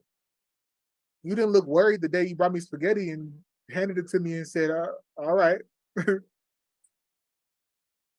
Like you didn't look worried that day. Y'all didn't look worried any of the times that I dropped over and saw y'all. You know, like it was like the first couple times I came, I couldn't even make it past the front door, the threshold of the door. It was like I felt like a salesman. You know how you get that salesman get to Jehovah's the door? Yeah, Witness. you get to the door, just like they got the door holding it, holding the Mhm. handle. Be like, so all right now. See you. What? For nothing. It's people that be terrorizing their family and they still be welcome. I remember. I think this is the last story I shared. '05, I had stayed with them. Uh, this is like the one of the longest periods too. It was like a Might month. as well make this an episode, a whole episode. Oh yeah, this is the whole episode. Okay. We're gonna I'll say it in a second. But I had stayed with them. I remember I found a job. This is a hard time in my life too, because like I said, I was beating myself up. I was thinking saying cuss words was the devil. So I would literally be praying all day because I think I was a sinner by saying a cuss word. I would say, "Oh shit, no, God, please forgive me for saying shit. I know it's a bad word." I would see a God, girl. like I'm just like I probably talk to him like this nigga. 50 times a day. God, I like this nigga for again. real. I saw a girl and I looked at her and I thought she was pretty. God, I'm sorry for lusting. I'm just like Oh, you was so young minded. You could tell. You was a baby. I was You could 18 years tell by the things that you was thinking. I was 18 years old. Still So innocent too. I had I had found a job and I got lucky because I was looking around. My dad gave me uh he would drop me off in the middle of San Bernardino because I wasn't allowed to be at the house without them there. So when they left for work at 6 in the morning, I had to leave too. So and I had to wait for them to get back home before I could come back. So my dad said, "Okay, I'm gonna send you out here. You better be out here, looking for jobs." So I look for jobs. At 18, bro. I'm out there looking for jobs. Finally, I find one. When I After like a week of looking, I'm just walking too. I'm just walking around San Bernardino. These are areas that are not good areas either. And luckily, I walk into one job and asked, "Are you guys hiring?" And they said, "Yeah, can you start tomorrow?" Wow. I was like, "Yes." It was what you call it, a car wash. Mm. And I remember um, I got my first check and I wanted to go buy some pot. So I went to go buy some weed. I went to the wrong area to buy some weed. I ended up with the wrong people, and that was the first time I ever had experience with crack. I didn't know what it Mm. was, and I smoked it, and I felt so convicted by it. I told my parents about it. I don't know what I should do. I feel bad, and they kicked me out. I was just like, I didn't know what to do. Like, I feel really bad, so I'm scared. And they were like, "Well, where you want us to take you to?" And I said, "I don't know. Somewhere in San Bernardino." San Bernardino is like little LA. It's really bad. Drop me off in the middle of this area, the really shitty area, and like back with the area where the Why people. was that always the solution, bro? I'm like, y'all could have said anything. I wouldn't even Why was that addict always the to it. solution? I ended up in the wrong area. I was so naive. I didn't know what I was doing. Yeah, you were a kid. And so, like, somebody present this to me. I'm just like, 18 is not grown. this must be a new form of weed. I'm gonna try it. I Like, tried I it. don't know. I feel like if my kid came and told me that, I would have been a little bit more protective than to be like, all right, you gotta go. I don't even think I knew what the words to say, what it was that I did. I think I just said something and I'm just like, and they were like, no, well, you gotta go. And they dropped me off there. And I remember I still had to go to work. Like that was my weekend. I got paid the weekend and I still somehow showed up to work the next day and like for a couple of days. And I'm just like, I'm homeless again. I'm sleeping on the streets. I don't know how I'm gonna keep making it to work. So I had asked one of my coworkers, we had a conversation and it was like, what would you do if you had nothing else to do? Like you had no money or anything like that. Would you take one of these cars? And I said, yeah. We had talked about it. I said, would you? He said, yeah, I would definitely. I'll take one of these cars if I had nothing else to live for. And so that day I got to that point and I told him that I'm like, bro, remember that conversation we had a couple weeks ago? And he said, which one? I said about, if you had no other options, would you take one of the cars? I said, I'm gonna do it today. I don't have nothing else to live You for. said cars or cards? Cars. Worked at a Okay. car wash. Worked at a car wash. Okay. So we would drive it up like we had the vacuum part at the bottom. People would drop the car off. We would clean the inside. And then my job was to drive it up there and then clean the tires before it went through the automatic part of the car wash. We would clean the tires real good, clean the back, and then send it through the other part. And so I got in the car as it went through the automatic part, and I just took off. And to this day, I don't even know how I was going to try to sell it or how I was going to try to do anything. But I wasn't even trying to sell it after I got out. The first thing I did is went to that back to that bad area in San Bernardino, and I'm like, you know what? This is it. This is how I die. I'm gonna kill myself today. And this girl saw the car. It was a nice Beamer. It was a nice BMW, black. Look, and it was clean too, so it looked fresh. This girl stopped me in the middle of the street. Hey, hey, hey! So I picked her up, and she took me over somewhere, and she was like, "Whose car is that?" And I said, "Somebody's. I just took it." And I was like, "Oh, well, we took me to the hood, some Crip neighborhood," and I was like, "Hey, cuz, can we? Whose car is this?" I said, "It's. I'm trying to sell it." And they were like, "Okay." And next thing I know, the police was there, and they slammed me against the car, slammed me against the pavement, burned myself because it was so hot, and I went to jail for 5 months for that. So it was their car? The cops? No, The it was people. no. It was just I guess they had followed me, or they I don't know how they found it. It was like 10 miles away from there, from where I did it. I had no real So it was plan. them. It was their car. It could have been. They called the police. I guess they called the police. I don't know how they found me there. Cause somebody in a bad neighborhood just gonna call the police because you got I don't. somebody's car. I don't think so.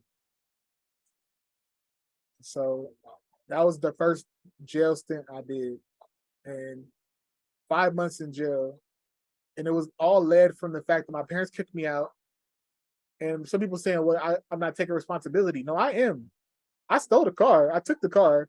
I didn't have an actual plan of selling it, like or anything like that. I didn't think that far ahead. I was just like, I want to survive. I don't know what to do. So I I did that. Like I said, again, the lady's car was not messed up. It was a man or a woman. I can't remember. But car wasn't messed up. I didn't do anything to their car. And But take it. but take it. I was gonna and at the when I finally got to that place before the police I saw the police, I was actually gonna go do something to myself. Like I was gonna go hurt myself. I'm like, I don't have like what am I doing?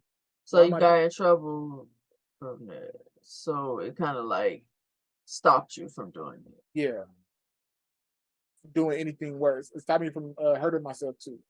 I was really gonna and then the the cops, they took me to the jail and put me in. This is a bad thing too. If you go to jail, if you're suicidal, don't say you're suicidal unless you really are. They treat you worse than anybody else in the jail if you do that. They put me in a cell with 5 other guys, and we was all naked. I mean, naked.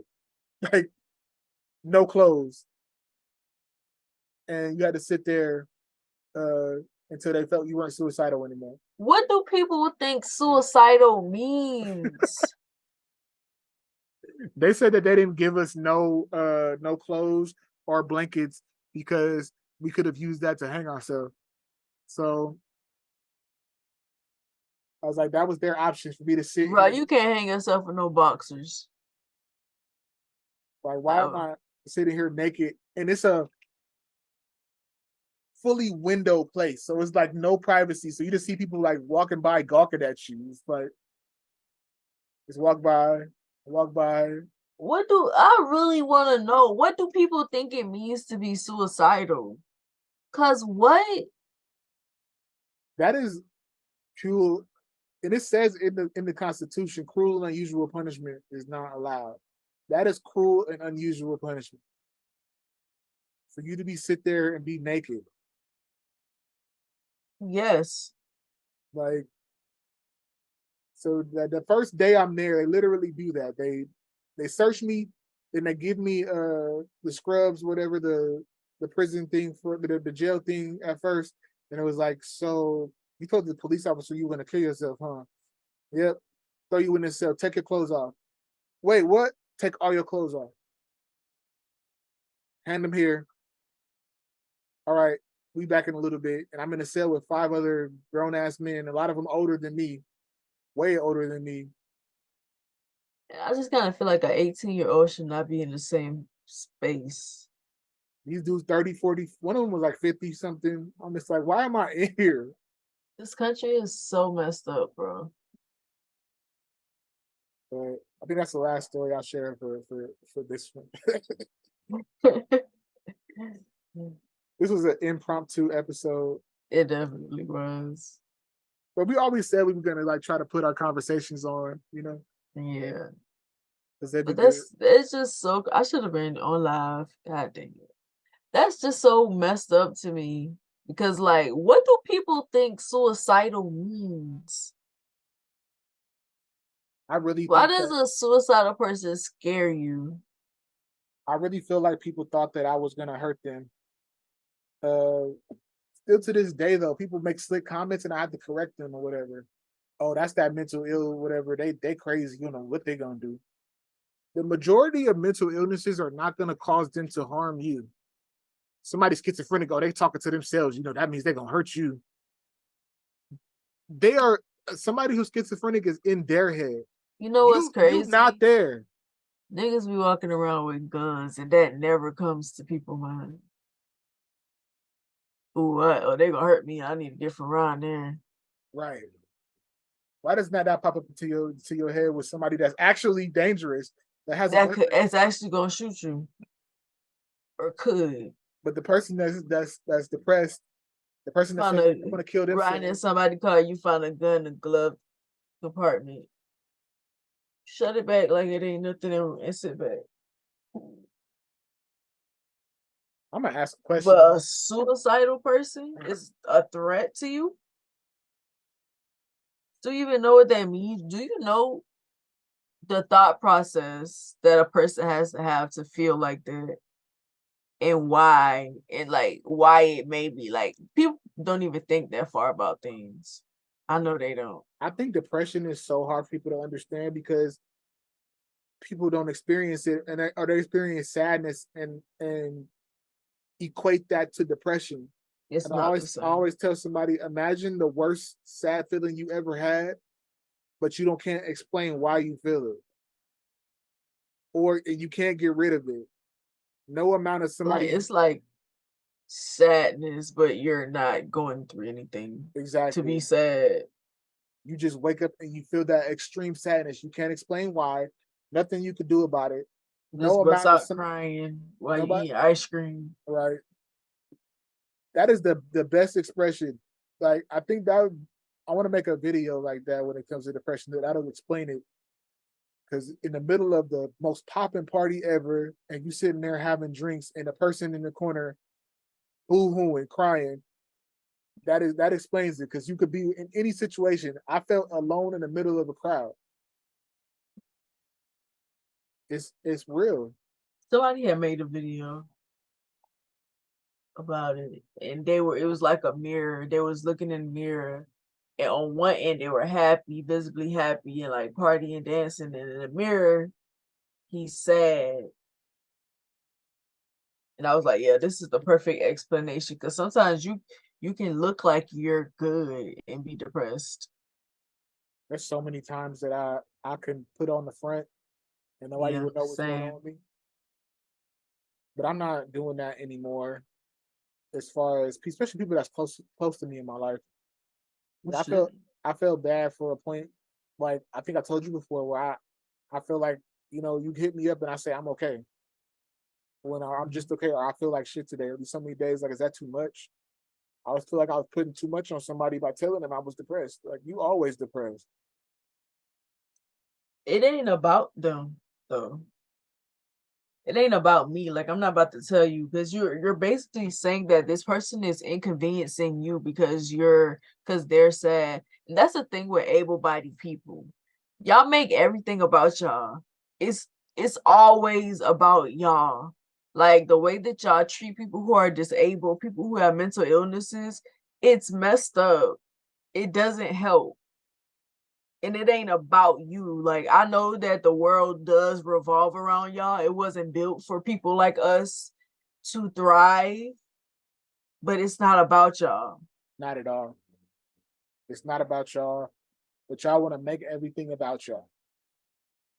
It's not even. It's not even an inconvenience if you think about it though, because how hard is it going to be for you to talk to that person? Everybody's used Right.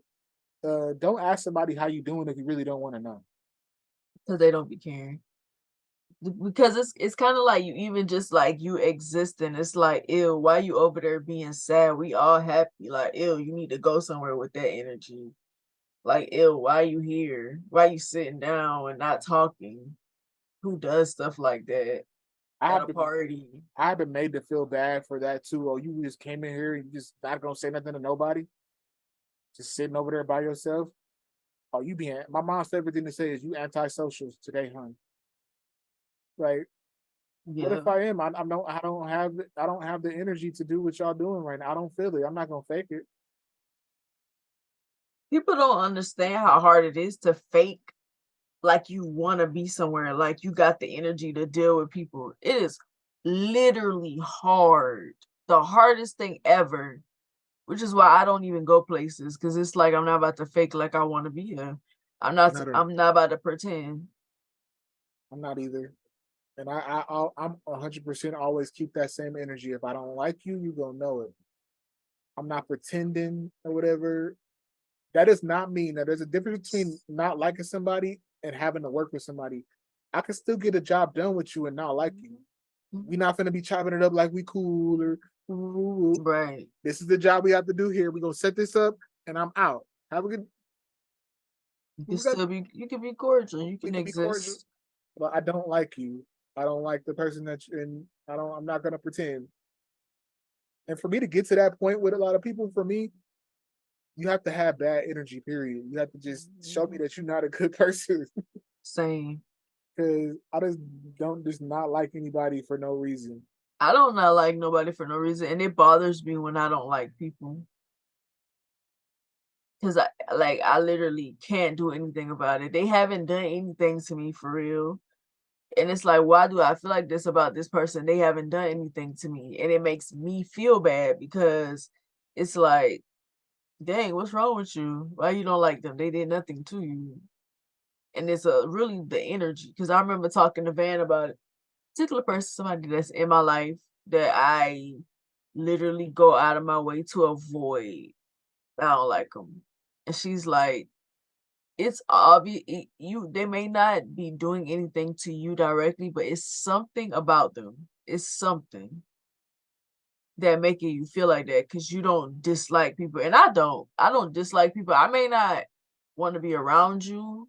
You may not be my vibe, but I don't dislike you. But if I dislike you, it's something Yeah. about you. Yeah. That's what it is for me too. And people say I'm tripping. You didn't give the person a chance. I'm like, It's just some people. I pick up on energy before and I don't think I'm gonna get along with them. It's just some people you just don't vibe with. and that's Your okay. whole body is like, no. It's just like rejecting them. And it's okay to do that. And Right. I feel the same way before I beat myself up, like because some people would tell me like, why you don't even know them. I feel energy though. You could feel it, and I feel something's off. I don't. It's just I can't put my finger on it, but I don't feel right. I don't feel like I want to be around him or her. Why? Why do I need to? You don't. You shouldn't have to. But I feel like when it comes to like neurotypical people, able-bodied people, neurotypical people, they have these principles and these rules that they live by because they're fake. And they think that everybody is supposed to be fake for the sake of being nice and keeping the peace. But if I don't like you, if your energy, my energy doesn't mix with yours, I'm not pretending to do that to make you feel good about yourself. That's that goes back to the thing, like I said, where somebody will, it's a normal response to uh is, hey, how you doing? Oh, I'm fine, and you?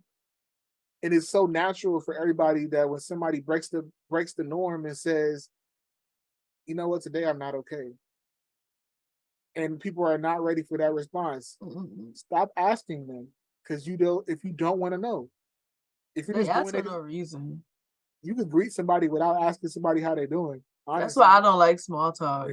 It's not genuine a lot of the times, it's fake. You don't really care about any of these things. You're just saying it because that's the thing to do in this moment. Exactly. You you want them to say the normal response and move on with your day. Anything Mhm. outside of that, or they get the other response sometimes. I've heard this so many times too. Well, I'm okay, but I have no choice but to be. Nobody cares. Yep. Nobody gonna Or get or no complaining. I ain't right. complaining. Right. If I ask you how you doing though, I mean it. Me too. I really want to know because a lot of times when I was out there on the streets, that's all I wanted somebody to do is ask me how it was.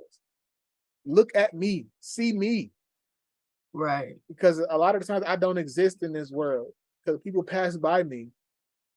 You pass by that person that asks you for change, thinking that they're just a nobody or whatever. And we're so desensitized that the while I got a bear sign guy gets more money than the woman and her daughter asking for food, or the guy and his son or daughter asking for food. But the while I got a bear sign guy, oh, at least he's honest. Here's $5. Really, it ain't your business what they buying with their money. If Exactly. you gonna give it and go. And My shut up. my thing is, I'm more likely to buy you something.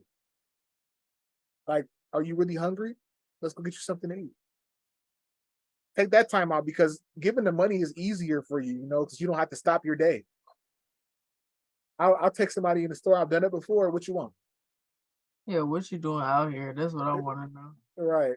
What's your story? There's a lot of them. Take a time and ask somebody because a lot of times they'll amaze you about what they've been through. They're they're normal people. That's one thing I liked about being out there was there was a camaraderie amongst people on the streets. Like we're all the same. No matter what happened in life, it all led us to this point right here where we're sitting here together on the street. Right. So we are the same. We share this similar journey. And anybody that I've been on the streets with, if I see them, it's love because we have a similar struggle. We were out there when nobody else was checking on us. Nobody cared. I've been kicked off of properties, sleeping. I slept on a church grounds and I woke up with a gun to my head because police said we had to get out of there. A church parking lot. So much for help the what I if, guess if God wasn't there, did he? right. What kind of church is that? He Like had his eyes covered. He was like, I ain't because saw that. that ain't a real church. If anything, if you have a church and you find people sleeping in your parking lot, You should invite them in. invite them in. Hey, y'all Help, hungry? help them out. What's going on with are y'all Y'all hungry? be watching them Tyler Perry movies with the same storyline over and over again. Y'all should learn from them. Help people Exactly. in need. Maybe that's why he keep doing it. Because they still Because ain't learning. they ain't learn from it. Same storyline. But this was a great episode. It definitely was. A real conversation. I thank you again for coming on, Boonie. You're always welcome, That was love. family. Facts, big facts. But for all of y'all out there that's watching this, like, share. Even if you're not watching it, you didn't watch the whole thing. Subscribe. Subscribe, please. Give us a like on Spotify and Amazon Music. Share it out to your friends and family. I just shared, this is me being me, vulnerable in this episode. A lot of stuff that I've shared right now I'm is proud stuff of you, that I've by the way. never really shared before. And I'm proud of you for talking directly to your family. Oh yeah. Directly addressing them. Because that kind of made the difference. But yeah, I'm proud of you for opening up. But I love each and every one of you guys who watch this. It's been real, y'all. Peace. Bye.